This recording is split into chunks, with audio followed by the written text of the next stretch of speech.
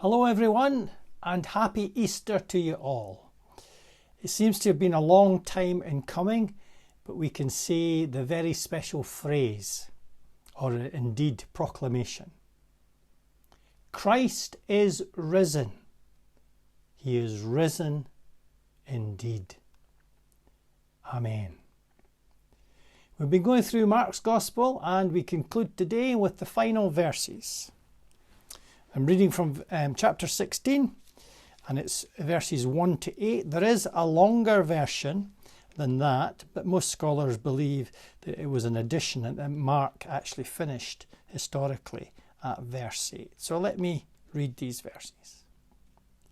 When the Sabbath was over, Mary Magdalene, Mary the mother of James, and Salome bought spices so that they might go to anoint Jesus' body. Very early on the first day of the week, just after sunrise, they were on their way to the tomb and they asked each other, "Who will roll the stone away from the entrance of the tomb?" But when they looked up, they saw that the stone, which was very large, had already been rolled away. As they entered the tomb, they saw a young man dressed in a white robe sitting on the right side, and they were alarmed. "Don't be alarmed," he said. "You're looking for Jesus the Nazarene, who was crucified. He has risen. He is not here. See the place where they laid him. But go, tell his disciples and Peter, he is going ahead of you into Galilee. There you will see him, just as he told you." Trembling and bewildered, the women went out and fled from the tomb. They said nothing to anyone, because they were afraid.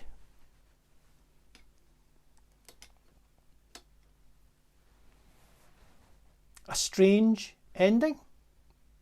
The women flee from the tomb. They're trembling, bewildered, afraid, and they can't speak to anyone.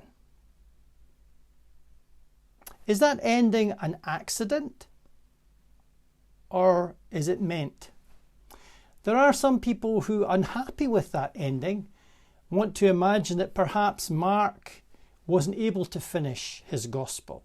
He may have been arrested, he may have been executed before he finished it off, or indeed perhaps the ending has been lost just by the way things were written in these days. There are some scholars who think that the beginning and the ending of Mark were lost, because in Mark there's no birth of Jesus. It just goes right into his ministry. And of course the ending seems very strange indeed, that it finishes with the women trembling and bewildered, afraid, and not saying anything to anyone. However, I would think the majority opinion is that this is where Mark wanted his gospel to finish. And you know, it makes sense when we look at the whole book. We've been going through it over these weeks and we've noted certain things. Of course, there are two places where there's a great proclamation. It begins that way. This is the beginning of the gospel of Jesus Christ, the Son of God. That's the proclamation. And then the story begins. And in the next great, it's not a proclamation, it's more an affirmation. And it's found in chapter 14, where Jesus has been arrested and he's before the high priest and he's asked directly, a direct question, "Are you the Christ, the Son of God?" And he replies, "I am." And then refers to himself as the Son of Man. And here it's clear and unambiguous. We noted that the phrase Son of Man was used by Jesus several times in the Gospels, but it's ambiguous because it can be translated just as this individual.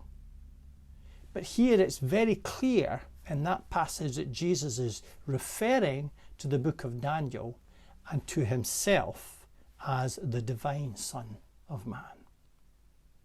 So it's been leading up to that with cryptic clues, but here it's like the veil is drawn back and Jesus is revealed right at the end of the gospel, or near the end of the gospel. So it begins with a great proclamation, the beginning of the gospel of Jesus Christ, that means the Messiah, the Son of God. And then this declaration in front of the high priest. But then you have the ending. So you have these two moments, one a proclamation, one a great affirmation. In between these two, we have, what can we say, Mark's indirect approach, where Jesus is seen very much as being enigmatic, sometimes cryptic. There are clues, pointers, allusions, but there are many questions raised. As we saw, there are puzzles. Of course, there's silences. There are misunderstandings. And there's secrets too. And we refer to the story being a mystery slowly being revealed. But it's revealed very slowly indeed. It's enigmatic and it's cryptic. So the ending fits in rather well with the whole thrust and tenor of Mark's Gospel. Should we be surprised by that? Is truth and reality not always complex, complicated, and sometimes confusing? Think of the great mysteries of science, the exploration of the universe, astrophysics, dark matter, black holes, and so many other things. So when we're looking at the big picture, wow, there's so many things that we don't know. And the things we do know, we're puzzled by. And then thinking of the subatomic level, it blows the mind what's going on at that level. So at the big picture level, transcendent level, it's confusing and complicated. At the micro level, it's just the same. And so too for biochemistry and biology and all of these things, the more we know, the more incredible everything seems. Is history not like that? Trying to interpret history?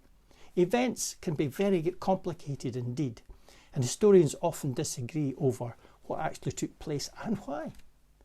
And then are people not complicated? Nothing's easy in life. So if truth and reality are often complex and difficult, why should the revelation of God through Jesus Christ be anything other than that?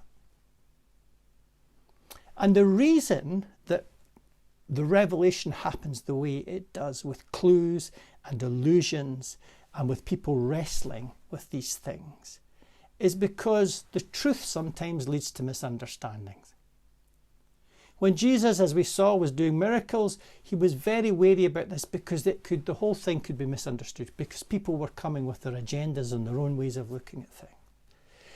And it's almost like it had to be almost in code, not quite, it's not maybe an ideal metaphor, but we don't get it until the end, and then we read back from it and realise what was happening.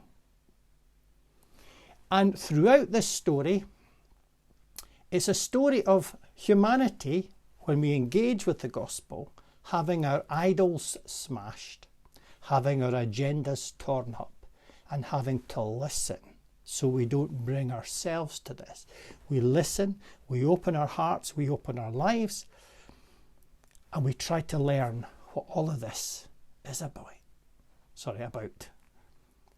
So what choices do we have? Well, we could walk away. We could say, oh gosh, this is hard work. And I'm quite sure many people gave up on Jesus long before his ministry ended. And there are many people who can walk away and have walked away from the faith, past and present. Or we can walk on. We can say, okay, I'm not quite sure what all of this means, but there's enough there to tantalise me. It's caught me. I want to enter deeper into this mystery. Now, there is a saying that if you don't know where you're going, any road will take you there. But if you're going somewhere specific, then not all roads take you to that destination. The Bible points us to a particular direction. And it's not an easy road, but that's the road we're called to travel. When we were in Edinburgh, we used to go up regularly to Aberdeen to see friends. And of course, it's straightforward. Once you get on the motorway after Queensferry, straight up to Aberdeen. But as you reach Perth, you see all the signs for the scenic route to Aberdeenshire. And that can take you a long, long, circuitous route up to the northeast. But of course, it's a beautiful road, that. And that's the thing. There is no motorway that we can drive along on pilgrimage to understand and get to our destination and get the truth. God calls us to take the scenic route. It's full of twists and turns, but my goodness, there are surprises along the way. I'd like to think that we've come a long way together in looking at Mark's Gospel, and that I hope that our appetites, spiritual appetites, have been whetted by this experience. And whilst we say today, on Easter Sunday, Christ is risen, if somebody said, what do you mean by that? Well, okay, how long have you got? How do we explicate this? But we're at the beginning of understanding this, of trying to wrestle with this, with trying to grapple it. But God calls us to journey on in pilgrimage. And I hope that this Easter Sunday, when we share in this great affirmation, having worked our way through Mark's Gospel, albeit briefly and in parts, because that's the nature of the case, that there's enough there to be a springboard for us in the days, weeks and months ahead. But it's Easter. We'll leave all that for tomorrow. It's Easter. And all across the world, God's people are celebrating with these three marvellous words: Christ is risen. Thank you for being on this journey with me.